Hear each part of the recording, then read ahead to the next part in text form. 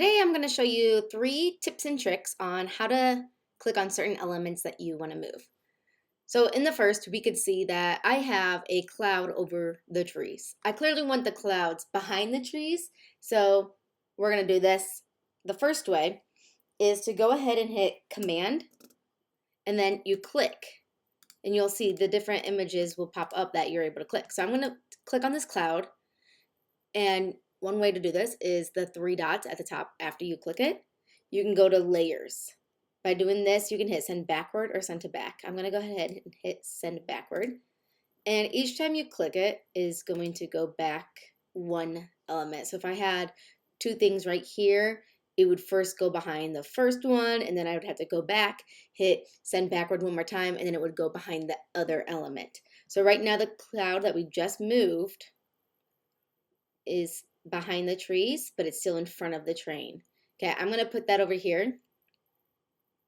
Do I want to put this? Okay, so I'm going to do it one more time so that it hides behind the train, the red piece right there that we see.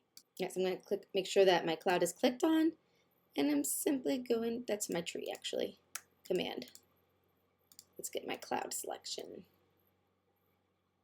Actually, I want to bring the trees down anyways because I don't want them floating in the air. That's silly. All right, let's go ahead and move it one element over, go to layers, and send it backwards. So now we see the tree is in front of the train, but the train is in front of the clouds. Now the clouds are behind.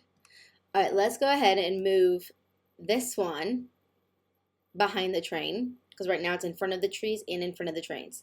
So we simply click it, go to more, layers, and I could hit send to back, and that will shoot it directly behind, so we don't have to go to layers, send backward, and click that twice. We could just hit send to back, and now it's behind all the elements, even the sun. Perfectly a-okay for me. All right, I'm gonna make that one smaller, maybe a little bit bigger. So now I want to do is maybe I don't want, so right now I have the sun right here up in the corner, but in front of it is the glow. I want the glow to be behind. So another option that I really like to do is go into position. I click on layers, and I can see all my elements right here. So since the sunshine is in front of the sun, it is at the top. I simply want to move it behind the sun, so I just click it and drag it so it's underneath. Okay, so now when I touch it, it's behind. Okay, the sun will be on top. So now I can just grab him very easily. Okay, I'm going to turn that down. Transparency goes down just a little bit. Great. So now we're going to reach other difficulties. I'm going to simply move my gravel that I have right here and go ahead and hit Command again.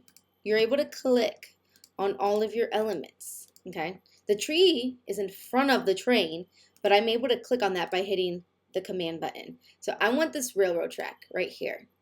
Now, why this one is highlighted, you will see on the left that I also have this one highlighting because that's the one that I'm physically moving. So if I want this to be in front of the gravel, I can click it, which it is, and just drag it to the top. And now this element is in front of the gravel.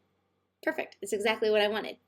Now, no matter where I move my gravel in comparison to the tracks, I'm going to want to group them together so I can do a nice easy shot of one click and not have to worry about moving each element separate. So I'm going to group all of my gravels. Nice easy way. Again, I'm in position, layers, and this is how I have all these.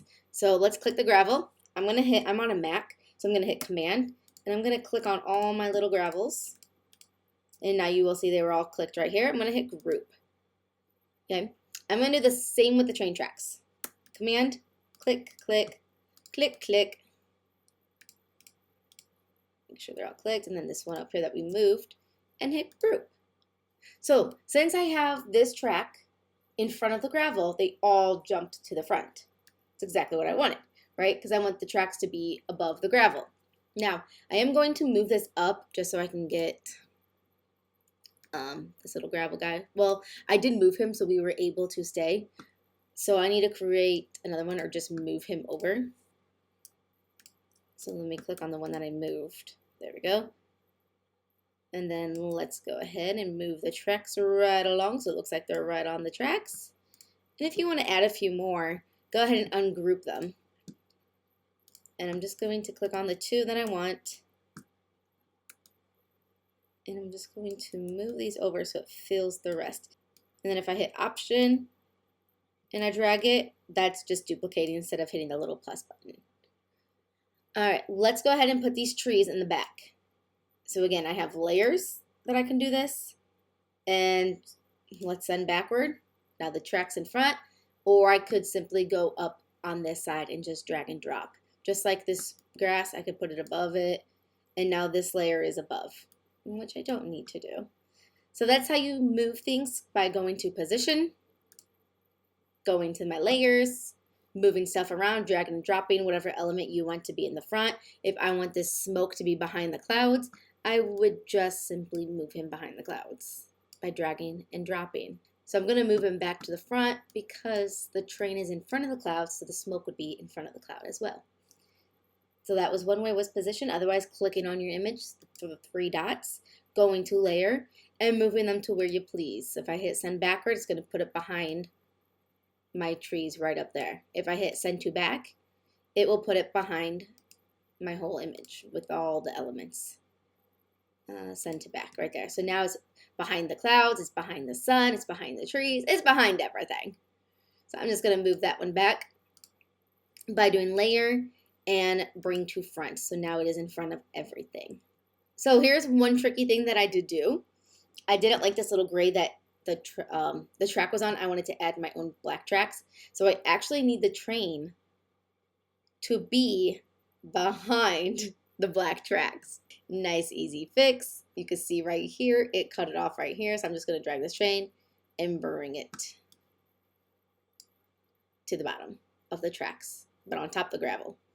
Okay, so feel free to play around. This image is also one that I cannot crop by the horizontal bar. So if you want, you could go to the edit button for that and go ahead and crop it yourself. I hope you learned something fun and exciting today. Come back for the next video, which is shadow effects with titles and images.